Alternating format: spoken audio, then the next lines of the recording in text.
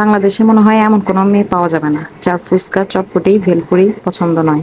আর রাস্তার ধারের গুলো তো সবারই খুবই পছন্দ, তাই না? তো আজকে চলে আসলাম চটপটি রেসিপি নিয়ে।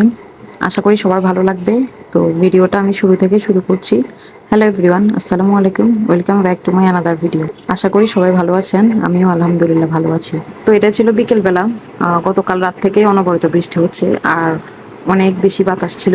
তো ভাবলাম যে এরকম একটু ওয়েদারে একটু ঝাল টাল কিছু খেলে ভালো হয়। তো যেই ভাবনা সেই কাজ। ডিপ ফ্রিজে ডাবলিগুলো সেদ্ধ করা ছিল, তাই এটা নামিয়ে একটু নর্মাল করে এই যে চুলায় বসিয়ে দিয়েছি। এখন পরিমাণ মতো লবণ, মরিচ, হলুদ আর সামান্য গরম মশলা দিয়েছি। আর এখন অল্প কিছু চটপটি মশলা দিয়ে এটা ভালো আর একটু সিদ্ধ করে নিব। চটপটি মশলাটা এখন কম দিয়েছি আমি। যখন ডাবলিটা নামাবো এর ঠিক 5 মিনিট আগে আর একটু দিয়ে দিবি, তাহলে চটপটির যে গ্রানটা সেটাও থাকবে। তো ডাবলিটা সেদ্ধ হতে হতে এদিকে আমি তেঁতুল ভিজিয়ে নিয়েছি। এদিকে বাসায় কাঁচামরিচ ধনেপাতা ছিল না, তো এগুলো একটু আনিয়েছি বাইরে থেকে। এখন ধনেপাতা আর কাঁচামরিচটা নিয়ে নিব যতটুকু আমার লাগবে। মরিচ এখানে আমি মাত্র 2টা নিয়েছি, কারণ মরিচগুলো বেশ ঝাল ছিল। তো এখন এগুলো ধুয়ে একটু কেটে নেব।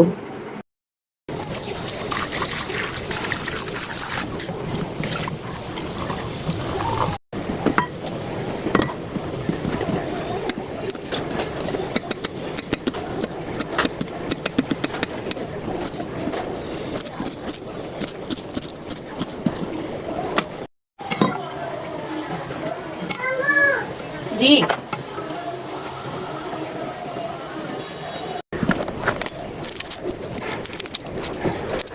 এখন আমি 2টা পেঁয়াজ নিয়েছি, তো পেঁয়াজগুলো কুচি করে কেটে নিয়েছি।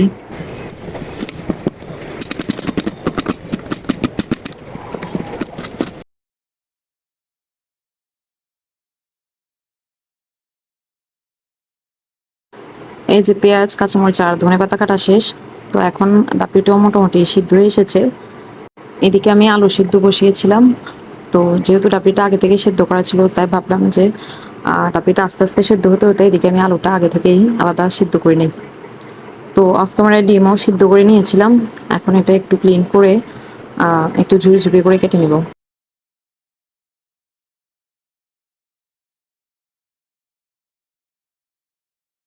এখন সেদ্ধ আলুটার খোসা ছিলে এই যে আমি ডাবলির সাথে দিয়ে দিচ্ছি। আর একটা ঘুটনি দিয়ে একটু ম্যাশ করে নিব আলুটা। খুব বেশি না, হালকা একটু ম্যাশ করে নিয়ে।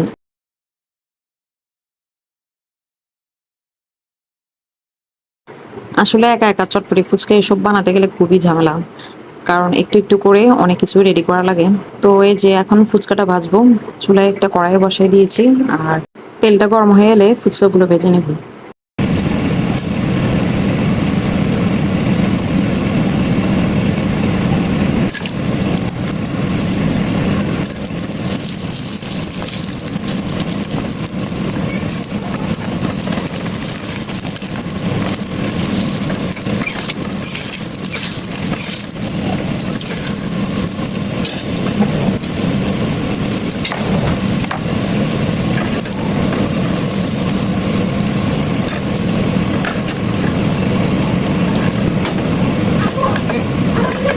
এই যে ফুচকাটাও রেডি। এখন আমি টকটা রেডি করব। তো তেঁতুলটা একদম নরম হয়ে গিয়েছে। এখন হাত দিয়ে একটু কষলিয়ে ছাঁকনি দিয়ে ছেঁকে নেব।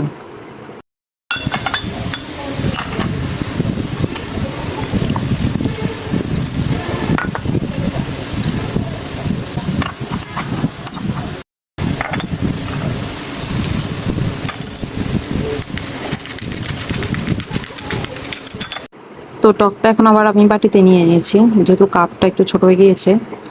তো এখন আমি একটু লেবু চিপে দিচ্ছি, আর লেবুটা বেশ ফ্লেভারফুল ছিল। এখন আস্তে আস্তে বাকি সব কিছু দিয়ে দিচ্ছি। এই যে ডিম দিয়েছি সামান্য, পেঁয়াজ কুচি দিব, ধনে পাতা, কাঁচামরিচ, শুকনো মরিচ, একটু চটপটি মশলা। আর যেহেতু ওইটার লেয়ারটা একটু ঘন হয়ে গিয়েছে, তাই একটু পানিও অ্যাড করে দিব। আর একদম লাস্টে আমি চিনি দিব। চিনিটা আসলে ভুলে গিয়েছিলাম, তো চিনিটাও লাস্টে দিয়ে দিয়েছি। আর ফুচকা চটপটির যে টকটা, ওইটা আমি একটু টক ঝাল মিষ্টি রাখি, কারণ আমার কাছে এভাবেই ভালো লাগে। তো যারা খুব বেশি টক আর ঝাল খায় তারা আসলে চিনিটা স্কিপ করতে পারেন। আর আসলে আমি যে এলাকায় থাকি ওই এলাকায় বাইরে খুব বেশি একটা খাওয়া হয় না।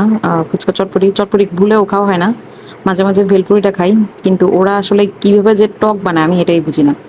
টকে না দেয় ওরা লেবু, না দেয় তেঁতুল, শুধু এই যে ঘুটনির একটু পানি দিয়ে আর উপরে শুকনো মরিচ দিয়ে পেঁয়াজ দিয়ে ওরা দিয়ে দেয়, মানে এটার কোনো টেস্টই নেই।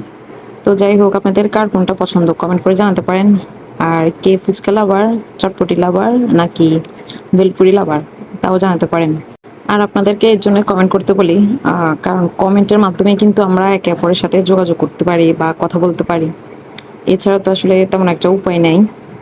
তো আশা করি সবাই সাপোর্ট করবেন যদি আমার ভিডিও ভালো লেগে থাকে।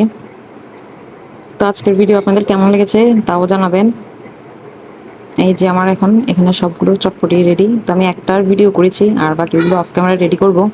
এতক্ষণ যারা যারা ধৈর্য ধরে আমার পুরো ভিডিওটা দেখেছেন তাদের সবাইকে অসংখ্য ধন্যবাদ। সবাই ভালো থাকবেন, আজকের মতো বিদায়, দেখা হবে নেক্সট কোনো ভিডিওতে। আল্লাহ হাফেজ।